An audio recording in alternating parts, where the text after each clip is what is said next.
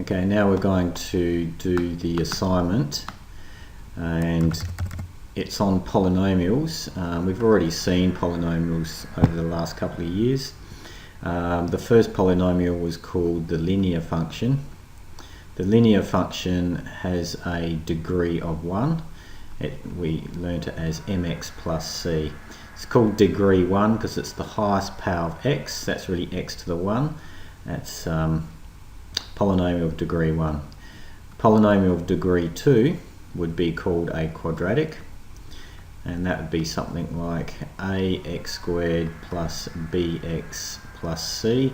We can see the degree is 2 because the highest power is 2.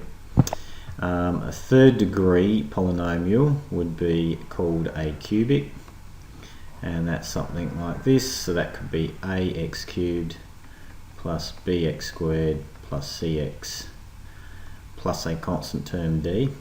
The highest power is 3 for the x, so that's a polynomial of degree 3. And then the last one we do at high school level is called a quartic, and that has it's a polynomial of degree 4. So the highest power is 4, ax4, and then you go down in powers, so bx cubed, cx squared, and a dx and an e. And they all could be plotted. A linear function is a straight line, as we did in year 9. A quadratic function is something that looks like that, a smiley face or a sad face. A cubic actually looks a bit like that, and a quartic looks like a bit like two quadratics joined together, looks like a W. In general, we can say that a polynomial is like that, a polynomial of degree 4, so that's that last one, the quartic. And these are the other polynomials you can have. This one here is a degree 3, degree 2 and degree 1. So we're going to be investigating these polynomials and looking at things like turning points and intercepts, etc. Okay, so first question is on linear functions, part A. Linear functions are polynomials of degree 1. Now it says we've got a line passing through 0, 2, so there's 0, 2, and the other point is 3, 0, 1, 2, 3, 3, 0. So we have to get the equation of the line joining those 2 points. So here is the line coming through those 2 points. And we have to come up with the equation, or the equation we can work out the slope. The slope is equal to rise on run, which is minus 2 on 3, that's rise on run. And the y-intercept, or we call the c value, is equal to 2. So the equation of that line is y equals mx plus c. So it's mx plus c, like that. That's the equation of the line, and you have to explain how you did this in words, as it's an assignment. Now the next question is how many terms and factors does this have? When that says factors, it means linear factors. That should say linear factors. Now a linear factor, if you come back up to our original definition up here, this here is a linear function, so if it's got something like mx plus c, that's a linear factor. If that's being multiplied by something else, that's a linear factor. Remember the definition of factor is 5, that's made up of 1 times 5. These are called factors because they're times each other. This one here is a linear, if that's multiplied by something else, we call that a factor. So down here we can see we've only got one linear thing, which is here, so that's one factor. You could almost imagine it as being that times by 1, but we'll just call that one linear factor. And how many terms does it have? Well, terms are separated by pluses or minuses, so it has 1 and 2 separate terms, one linear factor. Now it wants us to rewrite this by factoring out the slope to be in factorised form. So to factor it out, we are going to pull minus 2/3 out as a factor, and we'll be left with x plus minus 3, or x take 3. Because if you actually expand that out, you should get the original minus 2/3 x plus 2. So that's factoring out the slope. We're dividing out the slope out of that linear function. Okay, so it's now asked how many terms and factors does it have now. Well, now we can say that the number of factors we have, we still have one linear factor, which is this whole big linear factor here. You could say, someone might say that we have two factors, because we've got minus 2/3, which is one factor, and x take 3, which is another factor. But in terms of linear factors, we would call that one whole linear factor.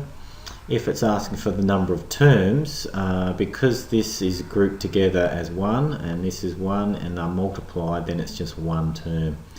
So whereas here it was separated into two terms, where you've got this term plus this term, but here they're being multiplied. That's the difference. So here two terms, here one term, but in both cases we can talk about one linear factor. Alright, now we have to repeat this for a different function, because in question 2 it says do this for a different function. Now I'll do one up here, so instead of 0, 2, I'll take the point, say 0, 4, and instead of 3, 0, I'll do 2, 0. So I'll go through these 2 points as my other example of a function, and the line will roughly look something like that. You'll use a ruler to be a little bit more accurate than me. Call that number 2. So we're going to do exactly the same thing for number 2. So I work out the slope. The slope is going to be rise on run. The rise is this time is 4. It's minus 4. It's being a drop, divided by the run, which is 2. So that's minus 2. And the y-intercept is 4. So we have our equation being y equals mx plus c, and the m is minus 2, so it's minus 2x plus 4. So that's my equation of the second line. And it says to create that in factorised form. So in factorised form we have to take the slope out, like we did this one over here. So if I take the slope out as a factor, I'll be left with x take 2. Okay, so now for each of the function it says what's the geometric significance of the factor. Right, so you can see that the factor for the first one is x take 3, and you can see that it cuts at 3, the x-intercept. So what makes that 0 is when x is 3. So the advantage of putting it in factorised form is you can get the 0, or the x-intercept, straight from that function. Likewise here, the factor is x take 2, and what makes that 0 is when x is 2, and that's exactly where it cuts the x-axis. So its advantage in factorising it, going from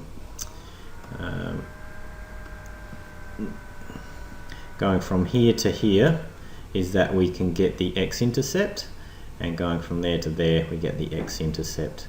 So it's always good to factorise your functions. Alright, so that's what that question is. What's the geometric significance of the factor? Now we've got a theorem. Factor theorem says that if b is a root, or an x-intercept, or a 0, are all the same words, then x take b must be a factor. Does this agree with your findings? Yeah, well that's what we just got.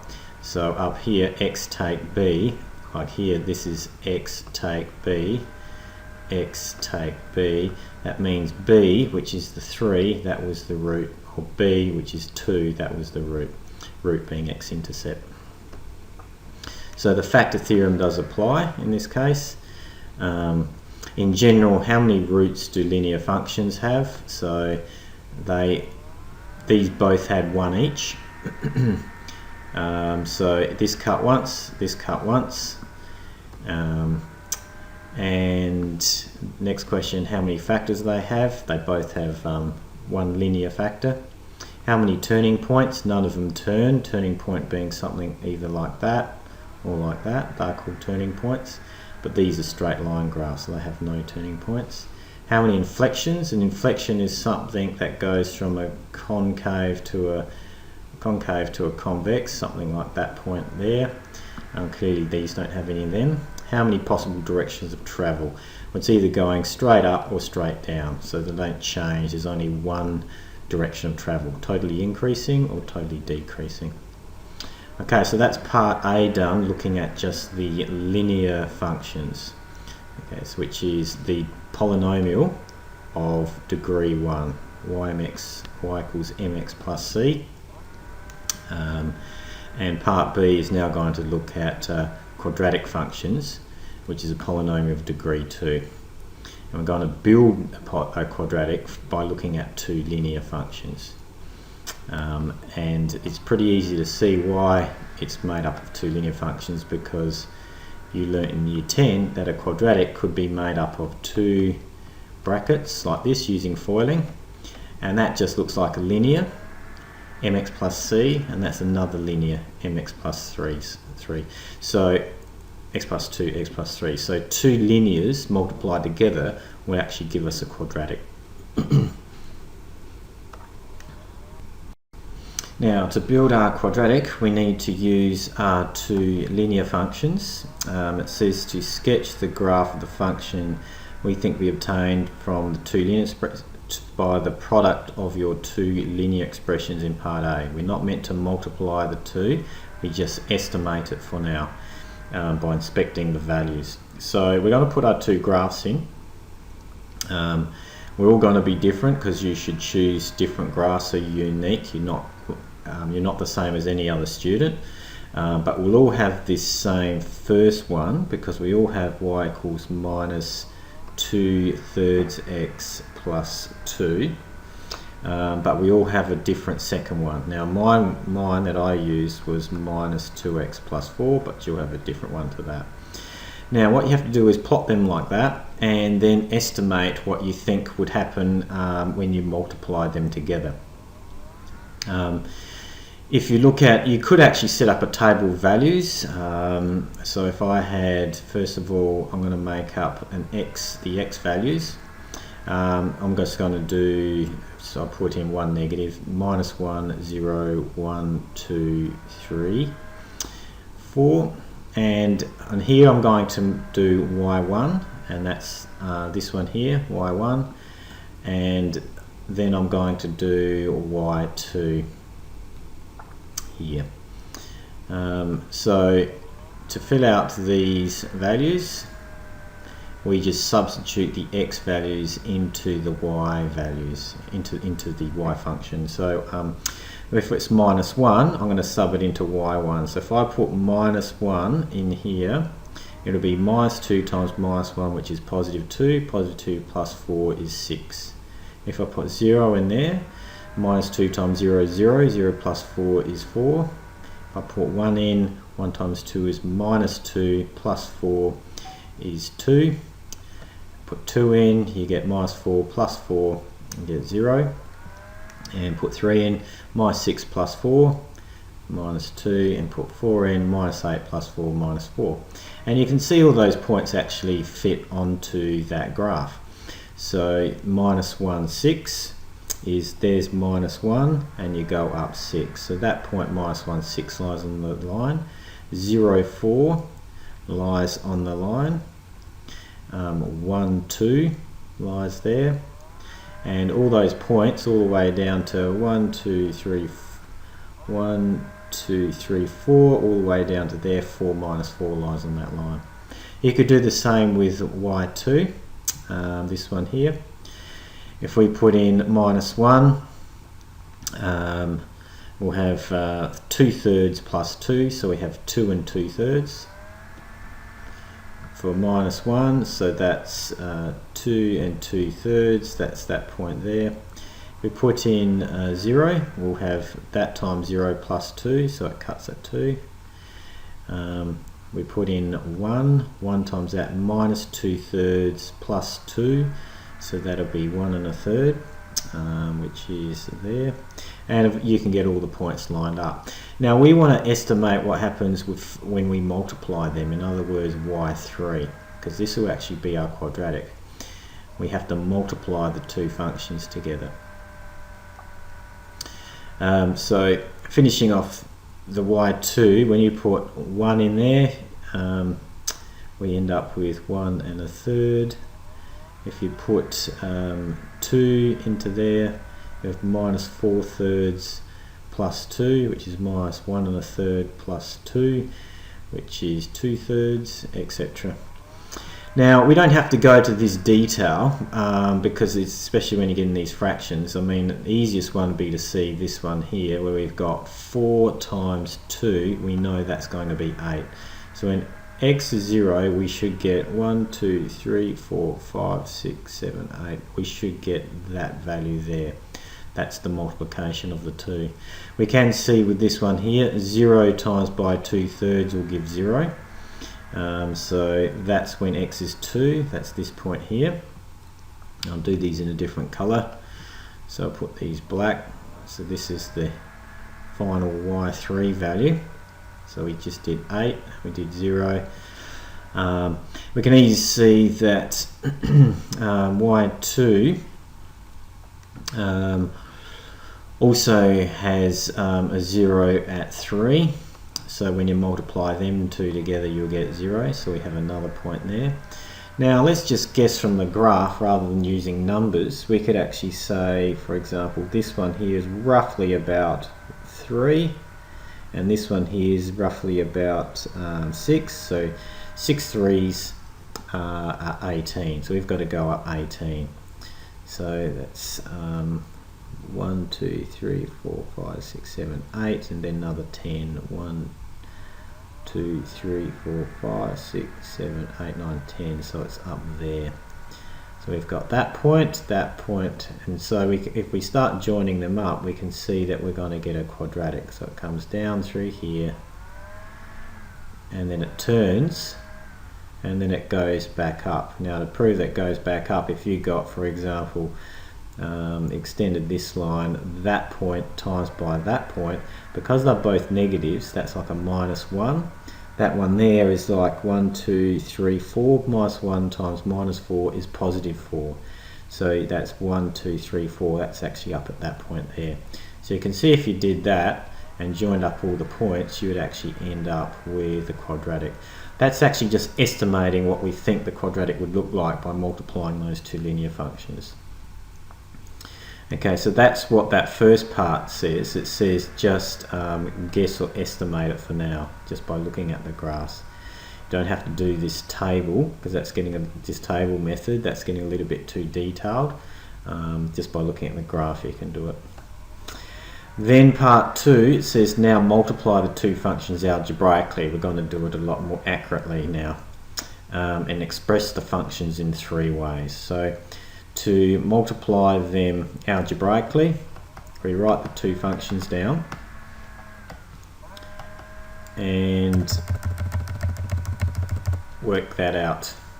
So we say here that our final function, we could call it y3, equals the first function y1, which is this one. You'll have a different one, multiplied by our other one, y2, minus 2/3 x plus 2. Now we could have it in factorised form or the linear form. In the factorised form, remember that this one was minus 2 bracket x take 2, and this one was minus 2/3 in brackets x take 3. So we can either have it in that form or that form. It'd be a little bit easier multiplying it in this form. If you do this one, we'd have to FOIL it, first out as in as last. This one's kind of already set up in factorise. We can grab that number there and move it out to the front because it doesn't matter what order things are multiplied. So we've really got minus 2 times by minus 2/3, and then we've got the x take 2 and then the x take 3. Now the minus 2 times minus 2/3, minus is a plus, so we get 4/3 x take 2, x take 3. Now that's in factorised format. We can see it's actually got the two linear factors, one there and one there. That there is this form, factorised form, but they want us also to express that in expanded form and also vertex form. So to do it in those two other forms, we are just going to expand that using FOIL. So to expand that out, we go like this. We just keep the 4/3. We're going to FOIL this. So the firsts is x squared, the outers is minus 3x, the inners is minus 2x, so the outers and inners is minus 5x. And then doing the last, 2 times 3 is 6, and minus is a plus.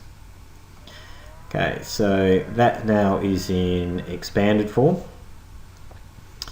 And the last one was to put it in vertex form. Now vertex form, we need to add on half the coefficient of x and take off half the coefficient of x, etc. To do that, we do like this, keep the 4/3 out the front, and we're going to put x squared minus 5x, and we have to add on half the coefficient of x all squared. So half of 5 is 5 on 2 all squared, but we have to take off 5 on 2 all squared, and we still got our plus 6. Okay, now what we do is factorise that using the perfect square, so that's going to be x minus 5 on 2 all squared, and we've got this one here is 25 on 4 and plus our 6.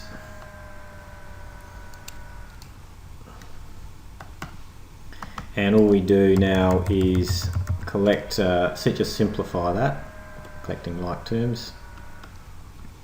So that's 4/3, and we have our x take 5 on 2 all squared.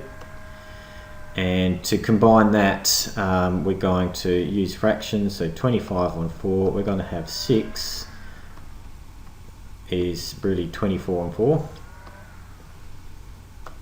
So what we end up with is minus 25 plus 24 is minus 1 on 4.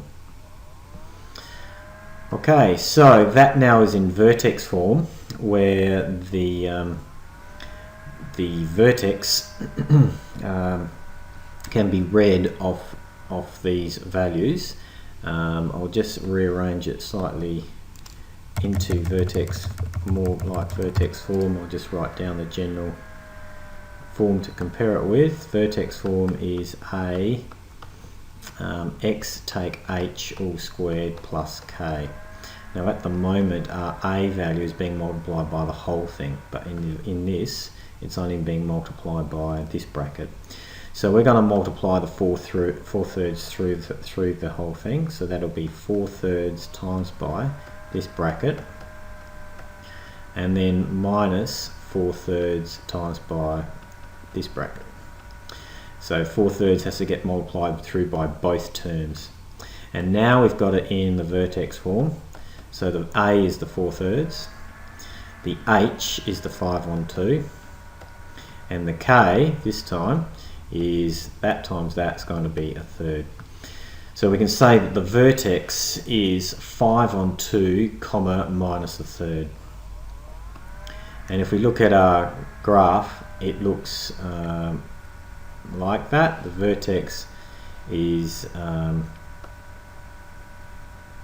should be 5 on 2, which is 2.5 minus a third, because that point there is between 2 and 3, so that's 2.5 across and minus a third down. That's what that vertex is there. So that agrees with the graph. Okay, so there are the three ways that they've asked us to express it: factorised, expanded and vertex form. Sketch accurately the resulting graph and compare it to the estimated graph. How do they compare? Where are they different? So just to sketch this this graph, you can use any version of those. You could do a table of values, you could use the graphics calculator, you could plot a few points and compare it to how close to this graph it is with your estimation. Right, then it says compare your quadratic graph to the two linear graphs in terms of the intercepts and turning points, and compare your results with other students. Can you come up with a conjecture? So what you should find is that you notice that the two linear functions, we had these as linear factors in them. So you'd notice that this linear function cut at 2, this linear function cut at 3, and that's exactly where the quadratic cuts. It cuts at 2 and it cuts at 3. So it cuts at the same places that the linear functions cut at as well. So you can look at other students and come up with that same conjecture.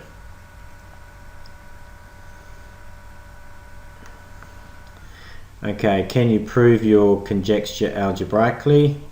And which of these three algebraic forms is more useful?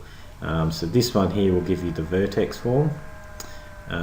This one here gives you it in x-intercept form, so you can read off exactly the x-intercepts. And the other form, the expanded form, which is this form, that's not very useful to us graphically.